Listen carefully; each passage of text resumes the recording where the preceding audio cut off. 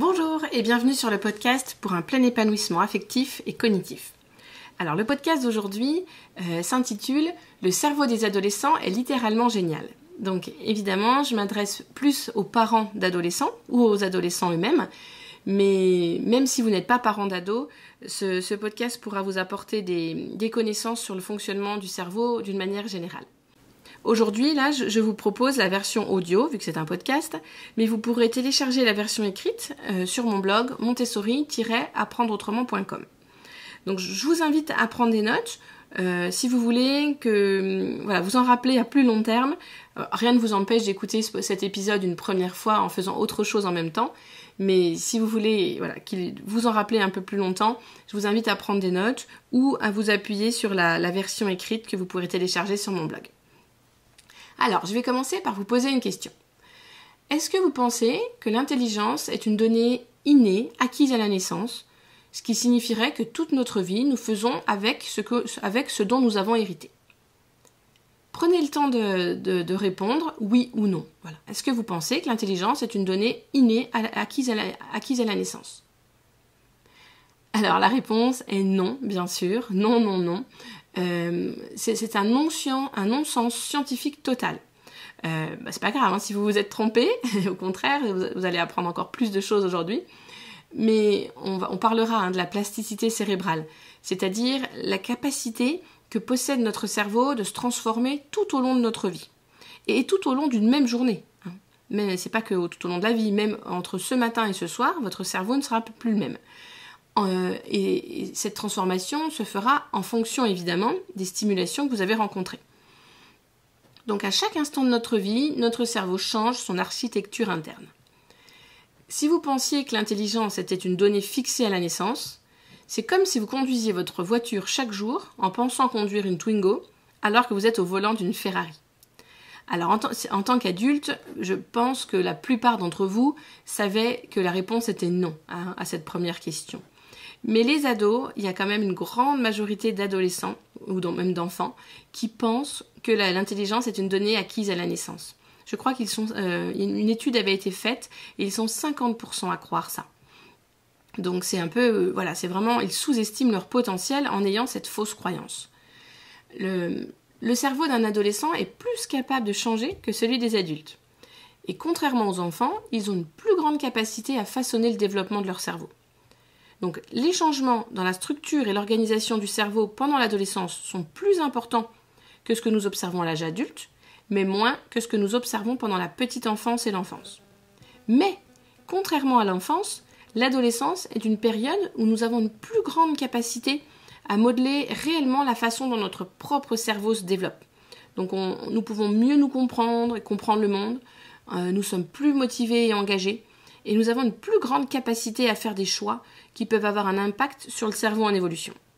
C'est ce qui rend le cerveau des adolescents génial. Alors maintenant, j'aimerais faire la différence entre comprendre et retenir, car je ne suis pas sûre que tous les adolescents font la différence. Donc, comprendre et retenir sont deux choses différentes. Les recherches montrent que comprendre permet de mémoriser plus facilement. C'est difficile de mémoriser quelque chose qu'on n'a pas compris. Et qu'à l'inverse, avoir mémorisé certaines informations sert à mieux saisir leurs nuances ou à comprendre de nouvelles informations. Si je vous donne 20 noms de légumes et que je vous demande de les répéter, vous ne les aurez pas tous mémorisés. Pourtant, un nom de légume, c'est facile à comprendre. Vous savez ce que c'est un légume. Donc voilà, c'est pour que vous compreniez la différence entre comprendre et mémoriser.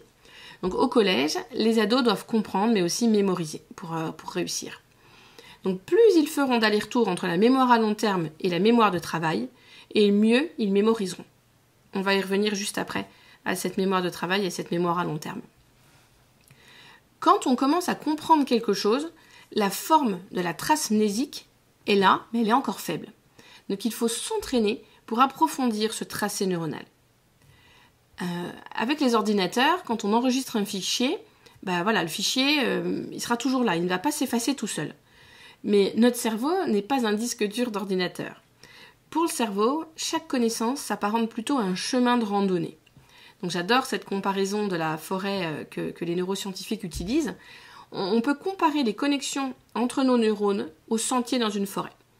Donc marcher dans une forêt sans sentier est difficile. Imaginez, il faut pousser la végétation et les branches pour se frayer un chemin. Donc la première fois qu'on passe, ça va être difficile. Mais plus on passe par le même sentier, plus cela devient facile et pratique. Et par contre, si on arrête de passer par ce sentier pendant plusieurs jours, plusieurs semaines, plusieurs mois, la végétation va repousser et le sentier va disparaître lentement. Donc ça, c'est très similaire à ce qui se passe dans notre cerveau. Lorsqu'on arrête de pratiquer quelque chose, les connexions entre nos neurones s'affaiblissent et peuvent même disparaître.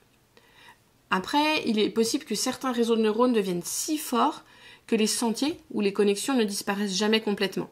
Si vous avez fait du piano pendant 10 ans, vous vous arrêtez pendant 2 ans, évidemment vous n'allez pas avoir le même niveau que le jour de votre arrêt, mais ça n'a pas complètement disparu. Ces 10 années de pratique, elles ont laissé quand même des traces, des traces assez fortes, donc ça ne disparaît pas complètement.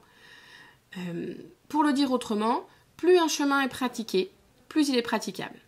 Si on n'emprunte plus ce chemin, les herbes vont repousser et la trace du chemin va peu à peu disparaître. C'est l'oubli. Donc la question est donc la question qu'on doit se poser, c'est comment peut-on aider nos neurones à créer et à renforcer leur connexion. Donc quand on commence à comprendre quelque chose, par exemple la résolution d'un problème ou un concept mathématique, un point précis en histoire, en géographie, la forme de la trace mnésique, elle est là, mais elle est encore faible, le tracé est léger. On va prendre l'exemple d'une résolution d'un problème. Donc, lorsqu'on résout le problème à nouveau, en le reprenant depuis le début, sans regarder la solution, on commence à approfondir ce tracé neuronal, la trace mnésique. Et lorsqu'on reprend le problème à froid, le lendemain ou quelques jours plus tard, et qu'on peut en visualiser complètement exactement les étapes de résolution, sans regarder la solution, en s'étant exercé sur des problèmes similaires, alors le schéma de résolution, la trace mnésique, est ainsi renforcée et plus marquée. Donc c'est l'entraînement qui rend les choses permanentes. Le bon maçon sait qu'il ne peut pas construire un mur solide en une journée, qu'il doit monter son mur quelques rangées à la fois et laisser son œuvre reposer, le sommeil, afin de laisser le ciment agir, et du coup, il doit commencer tôt. Il ne peut pas se permettre de procrastiner. Donc voilà pour comment j'en arrive à la procrastination, et on va voir évidemment comment l'éviter. Donc voilà, avec tout ce que j'ai dit avant, je pense que vous avez compris pourquoi il est judicieux d'éviter la procrastination. Si on procrastine, on n'a plus le temps nécessaire pour activer nos neurones à plusieurs reprises. Quand un adolescent travaille sur un exercice de maths, cela implique qu'il n'est pas en train de lire sa BD ou de pratiquer son sport préféré, c'est sûr, il y a des choix à faire. Mais ce qui se passe, c'est que lorsque l'on pense à quelque chose que l'on n'a pas envie de faire, cela active les zones cérébrales associées à la douleur. Donc notre cerveau, assez naturellement, il va chercher à inhiber cette stimulation négative en détournant notre attention sur autre chose. La bonne nouvelle, toutefois, c'est que les chercheurs ont découvert que peu après avoir commencé à travailler sur ce que l'on n'aime pas, l'inconfort cérébral disparaît. Donc lorsque l'on procrastine, il semblerait que ce qui se passe, ça ressemble à ça. Premièrement, on observe et on réagit à un stimuli qui provoque un peu d'inconfort. Comme on n'aime pas ça, pour se débarrasser de cette sensation, on détourne notre attention de ce qui a provoqué cet inconfort. Donc on va se tourner vers quelque chose de plus agréable. Le résultat, c'est qu'on se sent mieux temporairement. Mais le problème, c'est que nos neurones n'auront pas eu la possibilité de s'activer à plusieurs reprises et on ne pourra pas construire des fondations solides. Donc un outil pour éviter la procrastination, c'est le Pomodoro. C'est un minuteur que l'on peut régler sur 25 minutes et on se dit, allez, pendant 25 minutes, je travaille sur ce problème mathématique et rien ne peut m'en empêcher. Donc j'élimine tous les distracteurs possibles autour de moi pour vraiment, pendant 25 minutes, ne faire que ça. Et si on a réussi à rester vraiment concentré pendant 25 minutes, ça peut être judicieux de s'accorder une petite récompense. Alors, ça peut être juste quelques secondes, mais ça peut être s'étirer, discuter avec un ami, manger un petit carré de chocolat. Enfin voilà, à vous de trouver la récompense. Mais en tout cas, ça peut être bien de s'accorder cette petite récompense. Donc, si l'objectif de votre adolescent, c'est de mémoriser son cours d'histoire pour réussir l'évaluation 2 jours plus tard, il ne va pas travailler de la même manière que si son objectif est de s'en rappeler le mois prochain, ou même dans plusieurs mois. Et pourquoi est-il plus judicieux de vouloir s'en rappeler à plus long terme, même si on n'est pas passionné d'histoire ? Car notre cerveau aime s'appuyer sur des connaissances antérieures et établir des liens entre les connaissances. Donc, du coup, on pourra acquérir de nouvelles connaissances plus facilement. Donc, dit autrement, plus notre base de données est conséquente, plus notre cerveau réussira à comparer une nouvelle connaissance avec les autres connaissances déjà emmagasinées. Donc, nous pourrons construire des fondations plus solides. Alors, je vous avais dit qu'on reviendrait sur la mémoire de travail et la mémoire à long terme. Quand vous pensez à votre enfance, vous faites appel à des parties de votre cerveau qui sont impliquées dans la mémoire à long terme. Dans la vie de tous les jours, quand vous essayez de garder en tête quelques idées pour les relier entre elles, afin de comprendre un concept ou de résoudre un problème, vous utilisez votre mémoire de travail. Et évidemment, parfois, vous ramenez des éléments de votre mémoire à long terme dans votre mémoire de travail pour y réfléchir. Mais la mémoire de travail et la mémoire à long terme sont donc interconnectées. La mémoire de travail, c'est celle qui s'occupe des informations que l'on traite dans l'immédiat et de manière consciente. Aujourd'hui, les chercheurs tendent à croire qu'elle peut contenir environ 4 éléments ou regroupements d'informations. Ça va être facile pour vous de vous rappeler d'un numéro de téléphone. Si vous regroupez les chiffres 2 par 2, vous allez pouvoir vous le répéter plusieurs fois dans la tête jusqu'à ce que vous puissiez le noter. Mais voilà, 4 éléments, 4, 5, c'est possible. Si par exemple on vous donne 12 nombres, là par contre 12 c'est beaucoup plus difficile. Donc la mémoire de travail, on pourrait la comparer à un mauvais tableau noir d'une salle de classe. Comme c'est un mauvais tableau, il faut répéter souvent ce sur quoi on travaille pour que ça se maintienne dans notre mémoire de travail. Comme l'exemple du numéro de téléphone. La répétition, elle est nécessaire pour ne pas oublier. L'autre système de mémoire, c'est la mémoire à long terme. C'est comme un entrepôt. Et exactement comme pour un entrepôt, elle est répartie sur un vaste emplacement. Donc il y a différents types d'informations qui sont stockées à long terme dans différentes zones cérébrales. Et les chercheurs ont démontré que la première fois que l'on tente de mettre une information dans la mémoire à long terme, on doit y revenir au moins quelques fois avant d'être capable de s'en souvenir au moment voulu. Parce que l'entrepôt de stockage de la mémoire à long terme, il est immense. Il y a de la place pour des milliards d'éléments. Donc il y a d'ailleurs tant d'éléments qu'ils ont tendance à s'entasser. Si bien que des fois, il est difficile de retrouver l'information dont on a besoin, à moins de l'avoir répétée un certain nombre de fois. Donc la mémoire à long terme, elle est importante. C'est là que sont stockées les techniques et les concepts fondamentaux, souvent nécessaires à l'apprentissage. Et quand on rencontre quelque chose de nouveau, on fait souvent appel à la mémoire de travail. Si on cherche à déplacer cette information vers la mémoire à long terme, cela exige du temps et des efforts.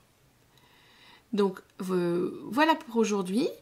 Vendredi prochain, je vous présenterai 2 stratégies qui semblent être plus compatibles avec le fonctionnement de notre cerveau et qui peuvent aider les adolescents à mieux apprendre, ou même les adultes, si besoin. Donc c'est ce que je vous ai présenté aujourd'hui, ça fait partie des 10 séances, du contenu des 10 séances que je propose aux adolescents. Voilà, je travaille en visio avec 4-5 adolescents sur 10 séances et le but c'est vraiment de les aider à apprendre. Donc ce qu'on a vu là aujourd'hui, la mémorisation, la mémoire de travail, la mémoire à long terme, la procrastination, le sommeil, voilà, là je vous l'ai présenté d'une manière un peu différente, puisqu'on est sur un podcast. Mais avec les adolescents que j'accompagne en ligne sur 10 séances, je leur présente tous ces concepts et je leur propose évidemment des outils parce que ça ne servirait à rien de juste savoir comment le cerveau fonctionne. C'est déjà la première étape, ça ne servirait pas à rien, ça serait la première étape. Mais la deuxième étape, c'est de leur donner des outils pour qu'ils puissent mettre en pratique tout ça et mieux apprendre à apprendre. Voilà, donc la semaine prochaine, on continuera avec 2 stratégies. Et si entre-temps vous avez des questions, n'hésitez pas à les poser dans les commentaires. Actuellement, il y a déjà un groupe de 3 adolescents qui est en route. Cet accompagnement va bientôt se terminer. Et donc un nouvel accompagnement de 10 séances va bientôt démarrer, je pense en mi-janvier, dès que 5 adolescents sont partants. Donc si vous avez des questions, n'hésitez pas à me contacter, je me ferai un plaisir d'y répondre. Et je vous dis à vendredi prochain.